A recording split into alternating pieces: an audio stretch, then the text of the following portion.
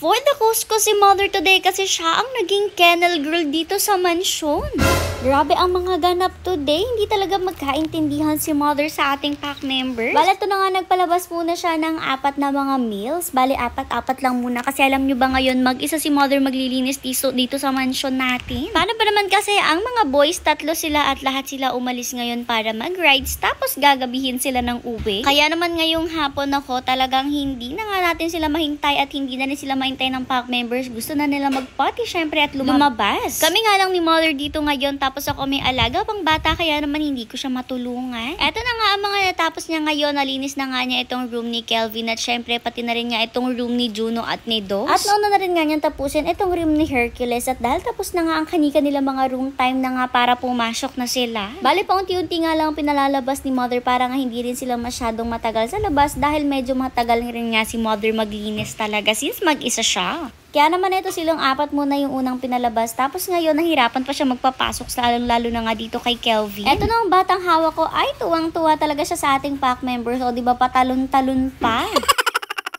Siyempre, dahil nauna na nga yung first 4 males natin, dito naman na tayo sa ating 4 na hotdog na sunog. Bale, ngayon nga ako yung nagbabantay sa kanila dito sa labas, pero siyempre may bantay. Hindi talaga akong Junaki. Dahil rin nga malikot sila, dito lang kami sa loob, tapos tinitingnan ko lang rin nga sila dyan. At meron din nga pala dyan guys, na sasakyan na hindi mailabas ni Mother. Yan kasi yung sasakyan ni Kuya Edmar at talagang hindi kayang i-drive yan ni Mother. Kaya sabi niya ay hindi na lang ilalabas. Kaya tuloy medyo sikip yung takbuhan ng pack members natin ngayon. At kapag nagpapati rin nga pala sila guys, lumalabas ako para dakutin nga yung mga pupo nila dyan. Iniiwan ko talaga si Skyler para nga lang madakot ko yung mga pupo nila at para hindi maapakan ng hirap, diba? Pero Diyos ko, mas mahirap ang ginagawa ni Mother dito sa loob kasi talaga nagmamadali siya na malinis agad itong kanika nilang mga rooms. Bale, una na nga niyang ginawa para mas mabilis talaga is ini-spray niya nga muna lahat. Parang binabanlaw-banlawan at tinatanggal nga yung mga kung may wiwi man dyan or yung mga dumi-dumi na nandiyan sa tiles nila. Siyempre, lahat nga yan binabanlawan niya, all 4 of them kasi nga 4 silang nasa labas at 4 rin yung lilinisan niya ngayon. Pero wag kayong mag-alagay, sanay naman na rin talaga si Mother sa ganito. Sabi ko naman sa inyo, dati pa man ay kami na talaga yung nag-aalaga, naglilinis sa ating pack members. Although medyo napatigilan talaga si Mother sa paglilinis na ganito kasi nga inako na ng mga kuyas natin yung paglilinis dito sa mansyon. Pero for the go pa rin naman siya tuwing wala sila. Lalo na nga ngayon ang layo-layo ng pinuntahan nila at hindi pa talaga sila basta-basta makakauwi. Nag-umpisa rin nga pala tayo guys, may araw pa sa labas. Siguro around 5 na tayo nag-umpisa pero tingnan nyo mamaya,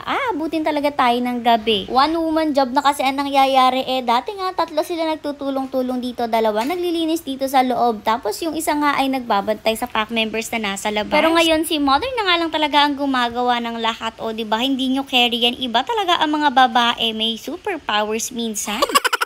Anyways, ito na nga yung process ng paglilinis ng mga rooms nila. Bali, una nga syempre babanlawan, tapos lalagyan nga natin yan ng kennel cleaner. After naman na syempre kukuskusin na yan, iba-brush-brush yung sahig at syempre hindi pwedeng kalimutan na i-brush-brush rin nga yung pinaka-dingding nila. Kasi nga syempre para malinis rin yun. Bali yan nga, lahat ng mga cage nga nila ay binrush muna ni Mother lahat. After na ma-brush yan, sa kanya nga babanlawan ng maigi para walang matirang sabon kahit konti. Tapos isi-scrape na nga niya yan. Dito nga sa atin mahalaga yung scraper natin na yan kasi nga pag in-scrape natin talagang matatanggal na yung most of the water. Para kapag nga minop natin, konting mop lang or kahit hindi talaga masyadong tuyo yung mop natin ay matutuyo na rin naman agad yung kanilang mga rooms. Kasi nga hindi naman natin sila pinapapasok ng basa pa yung mga room nila kasi pangit yon, unang-una sa balahibo nila, pangalawa sa health nila kasi nga may himo nila yung tubig na nandyan kung basa pa natin sila papapasukin. At pangatlo, maaari nga po na magputik-putik talaga to since galing nga sila sa labas tapos papatok sila dito ng basa. Kaya make sure din natin na talagang tuyong-tuyo ang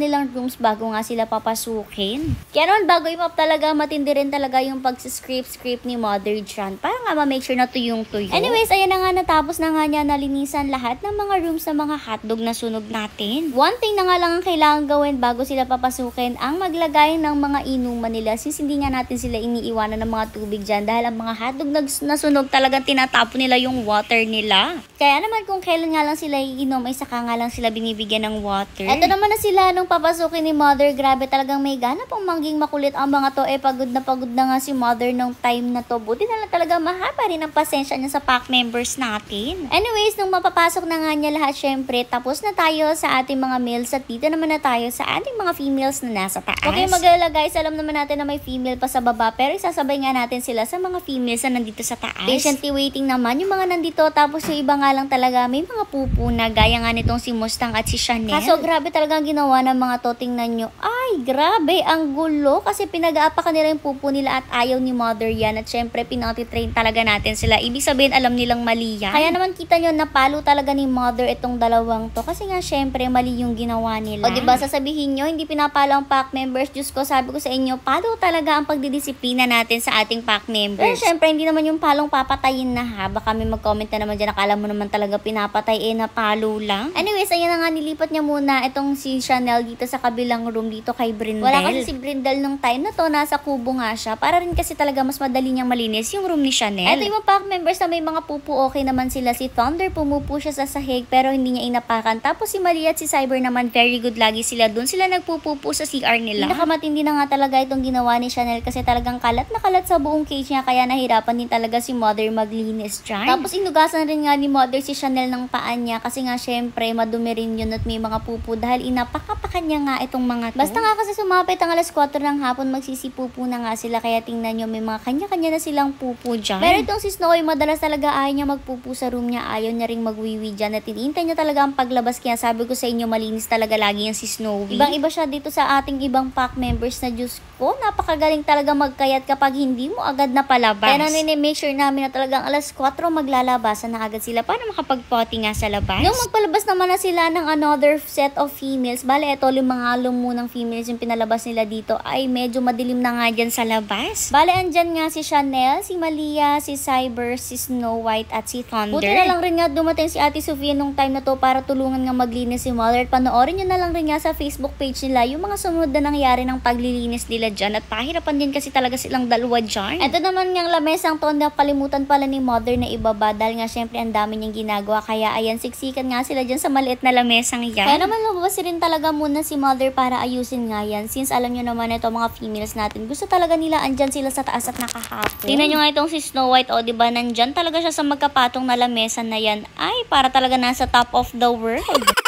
Nanggigil tuloy si Mother sa kalokohan niya, kaya ayan napalo siya, tapos gumanti naman yang si Thunder ng ngulit-ngulit nga kay Mother. Binotol nga muna niya pababa si Snow White, tapos si Thunder naman yung biglang umakyat dyan. O diba, buti na lang bumaba rin agad. Tapos sa kanya nga binuhat siyang lamesa na yan para may lagay nga dyan sa kabilang gilid. Tapos mas okay na nga yung akyatan nila dyan. For the akyat na nga agad sila dyan. Tingnan nyo itong si Snow White, may paglipat pa. At least kahit pa paano mas komportable sila kahit medyo ginabi na nga tayo. Para makatulong naman ako kahit konti, naghanda naman ako ng pagkain ng mga nandito sa baba since nagugutom na rin nga sila dahil oras na talaga ng kainan. For the pagod talaga kami for today, pero natapos rin naman namin lahat ng mga kailangang gawin.